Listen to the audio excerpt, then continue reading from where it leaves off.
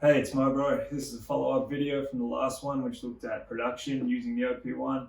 This time we're looking at performance. A few tips, things that I find helpful. Hopefully get something out of it too.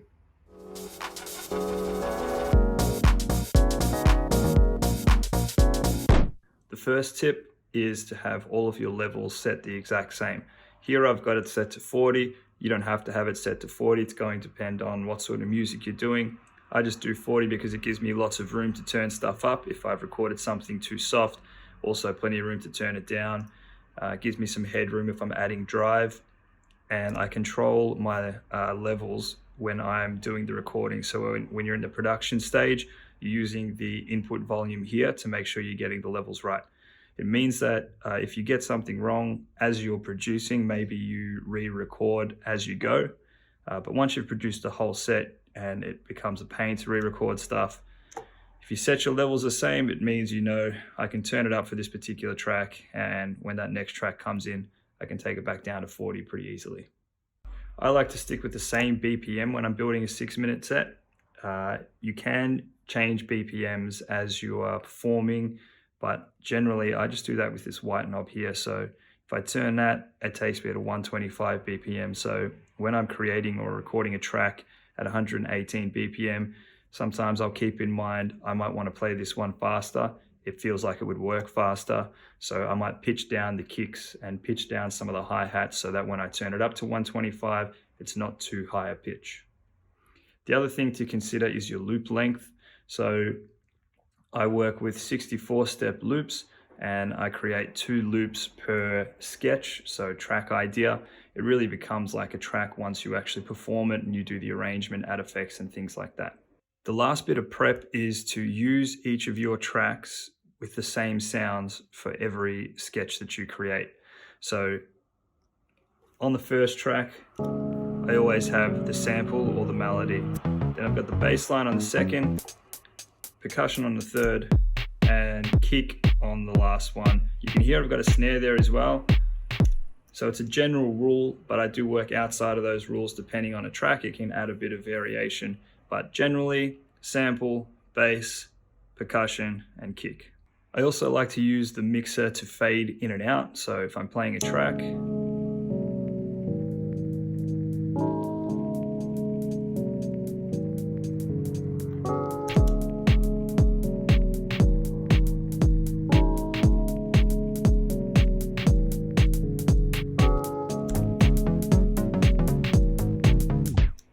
muting and unmuting you can do from the tape view or from the mixer view.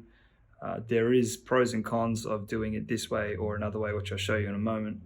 If I do it this way, it means that if I've got this effect set, I can change through the effects.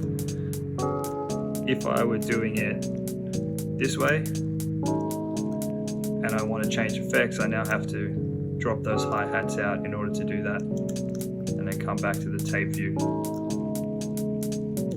From the tape view, you can solo tracks.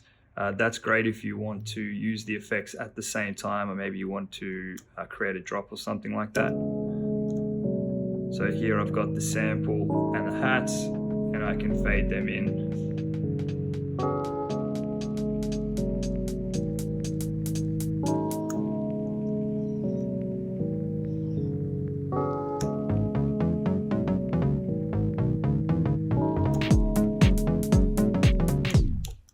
Okay, so the effects that I use the most, and I guess the practical application for them, how I like to use them.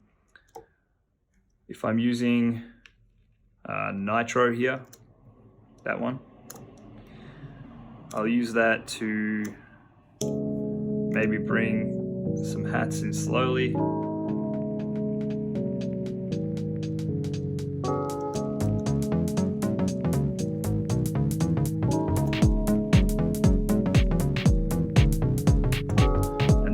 Fading between loops.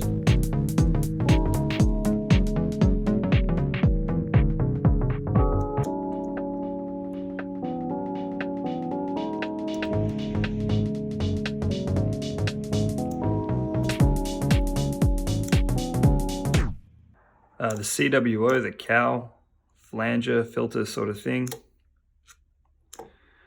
I like to use that on the sample, so the higher stuff at the top end and the percussion.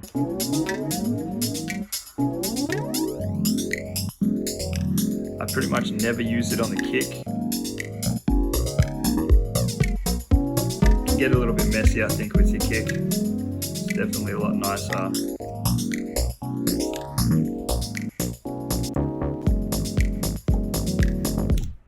The delay, I'll generally use that for a bit of a build and then create a bit of a drop.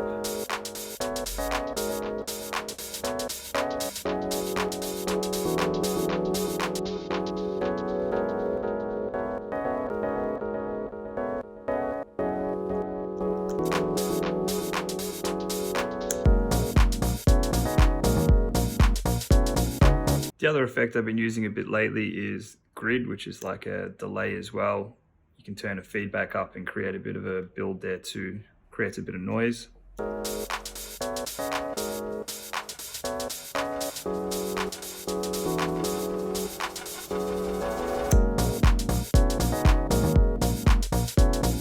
I don't really use the tape tricks a lot, just the tape stop.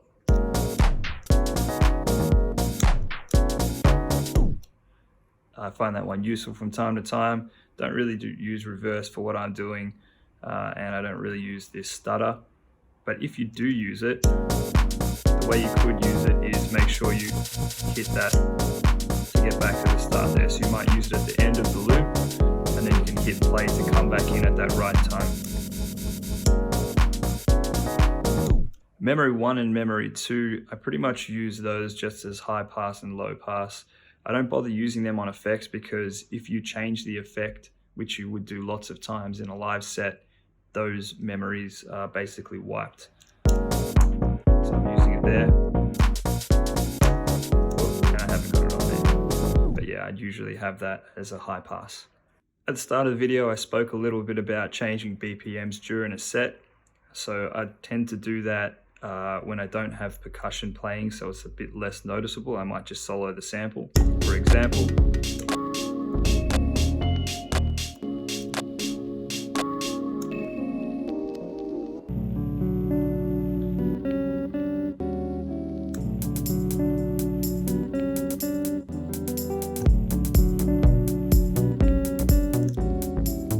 Using the sequencer as an extra track can be a handy idea as well. Gives you a little more to play with. I like to do that with percussion mostly rather than a synth sound. So in this sound, I've got a really simple clap. And I've got this turned down nice and low. So my level there, recording level. If I play my loop,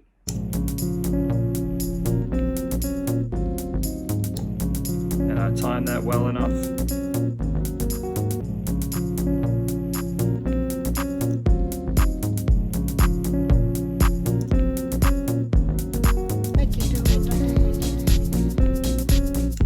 this one's a bit of an obvious one, but you can also solo over a track while it's playing. Good way to show everyone you're not just a DJ.